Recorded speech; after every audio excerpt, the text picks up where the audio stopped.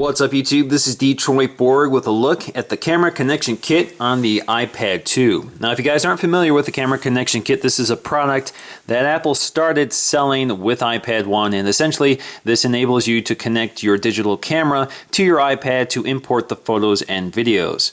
Now this is only good for importing photos and videos, not any other content like music, documents, etc. Now you're given an SD card reader and a USB connector. So essentially the SD card reader allows you to plug in your SD card so you can access and transfer the files from the SD card to the iPad. With the USB connector, you can connect the camera's USB cable directly to your iPad. And this actually has some other bonus features and functions which I'll get into later. Now first up, we're going to use the SD card reader. We're just going to plug it into the dock connector on the iPad. And now we're going to take an SD card from my camera. It has some photos and videos loaded onto it. We're going to slide it in.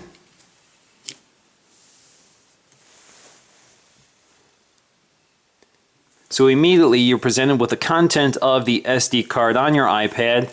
Very straightforward. You don't have to launch anything. It happens automatically. And from here I have the option to import each photo or all photos. Now if I select Import All, it will start importing all the photos directly to my iPad. So if you look up here, you can see the check marks appearing. We're going to stop that. And we want to keep the photos. We can ask it to delete the photos from the card, but I don't want to do that yet. So there we go. We have imported a few photos. But now if I just want to import select photos, I can just start tapping individual photos. Now it's important to note I can't open these photos from the card. I have to import them in order to view them.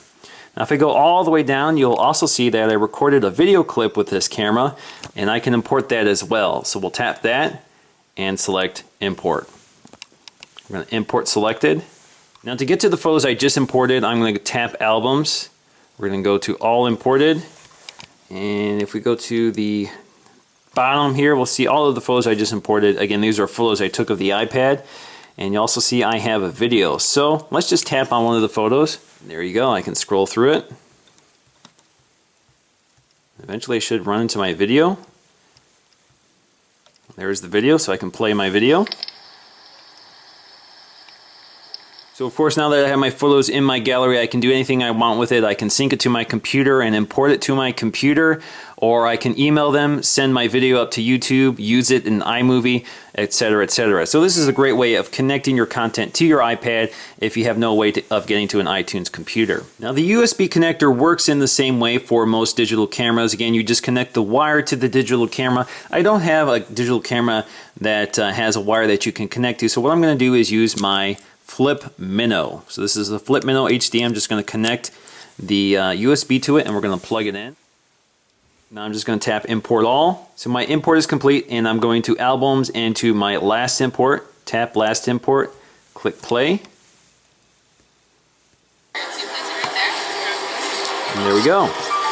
So again, this is a high definition 720p video recorded from my Flip Minnow HD.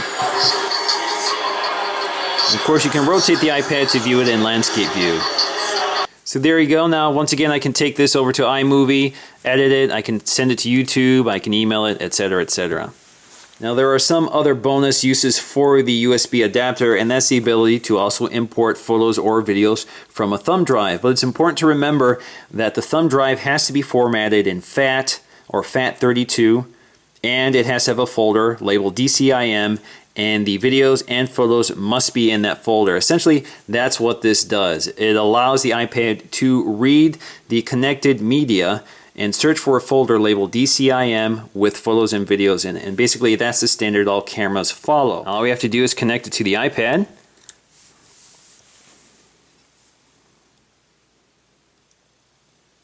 And once again, we get the Photo Gallery app, and we can import as we want. Now it's important to note that the iPad has to be able to power the USB thumb drive. So if the thumb drive requires too much power, it won't work. So I have two here that in fact do not work. So I'll show you what happens. Instead, you get a cannot use device. The connected USB device requires too much power. So unfortunately, you never know what USB drive works or what doesn't work. You can also attach an iPhone 4 or an iPod Touch simply by connecting the dock cable to the USB adapter. So now it's loading the camera, and I have everything from my camera roll on here. So again, this is only stuff from my camera roll, so photos taken on my photos and videos taken on my iPhone that have been stored to the camera roll, not photos that have been stored via iTunes. So you can see all my content here, you can see photos, videos, etc., and of course I can import that to my iPad. And just to show you, it also works with the iPod Touch. Now there are some unadvertised uses for the USB adapter, and that's the ability to attach other devices like keyboards and USB microphones. The only problem is that since iOS 4.2, Apple has reduced the power output from the dock adapter to 20 milliamps from 100 milliamps. So a lot of unpowered devices no longer work, as you saw with the USB drives. However, if you connect a powered USB hub, as I've done here, you can make those devices work. So let me go ahead and demonstrate a few for you. Now my powered USB hub is basically a Griffin Simplify, and I've wired it like crazy. So it's powered to a wall outlet, and this is connected to the USB adapter on the iPad, and this is connected to this keyboard. This is an Apple keyboard and it requires too much power, so I have to power it. So let's go ahead and bring up Notes and we'll test it out. So if I tap on the screen, you can see no keyboard appeared, and that's because it detects one is attached. So let's just start typing.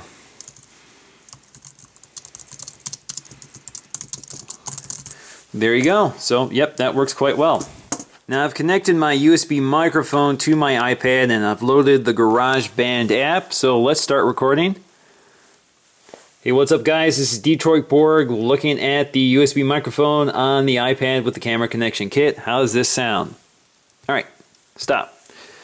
Now let's just take a listen to the track. Detroit Borg looking at the USB microphone on the iPad with the camera connection kit. How does this sound?